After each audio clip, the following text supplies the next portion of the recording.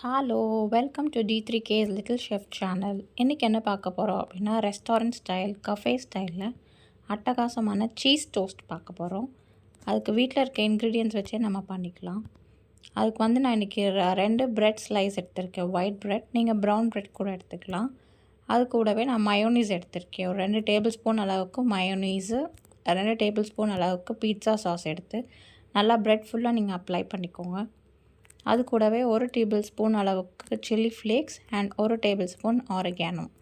நான் வந்து ஸ்டோர் பாட் தான் யூஸ் பண்ணுறேன். உங்களுக்கு சில்லி ஃப்ளேக்ஸ் வீட்டிலே பண்ணணும் அப்படின்னா ஜஸ்ட் நீங்கள் ஒரு 4-5 காஞ்ச மிளகாவை பல்ஸ் மோடில் நீங்கள் மிக்சியில் போட்டு எடுத்தாலே நமக்கு ஹோம்மேட் சில்லி ஃப்ளேக்ஸ் கிடச்சிரும்.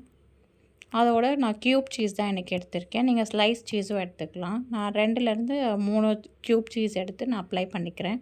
அண்ட் இன்னொரு ப்ரெட்டில் வந்து நீங்கள் மயோனீஸ் அப்ளை பண்ணிவிட்டு ரெண்டுத்தையும் நல்லா நீங்கள் செட் பண்ணி வச்சுக்கோங்க.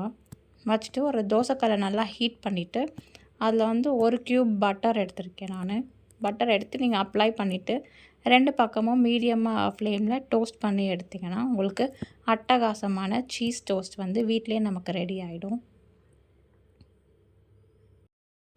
இந்த ரெசிபி நல்லா ஃபில்லிங்காகவும் இருக்கும் அண்ட் கிட்ஸ்க்கு ரொம்ப பிடிச்சமான ஒரு ரெசிபியாக இருக்கும். நீங்கள் இதை வந்து கிட்ஸ்க்கு லஞ்ச் பாக்ஸ் ஸ்பெஷலாகவும் நீங்கள் இதை பேக் பண்ணி கொடுக்கலாம். இல்லை ஈவினிங் ஸ்கூல் போய்ட்டு வந்ததுக்கப்புறமா ஈவினிங் ஸ்நாக்காகவும் நீங்கள் கொடுக்கலாம். இது ஜஸ்ட் அப்படியே நீங்கள் சாப்பிட்டுக்கலாம். இல்லை பசங்களுக்கு பிடிக்கல அப்படின்னா நீங்கள் வந்து சைடிஷ்க்கு வந்து நீங்கள் வந்து கெட்சப் கொடுத்தீங்கன்னா சூனாக அவங்க ஃபினிஷ் பண்ணிடுவாங்க பிளேட்டை. அட்டகாசமான கஃபே ஸ்டைலில் சீஸ் டோஸ்ட் ரெடி.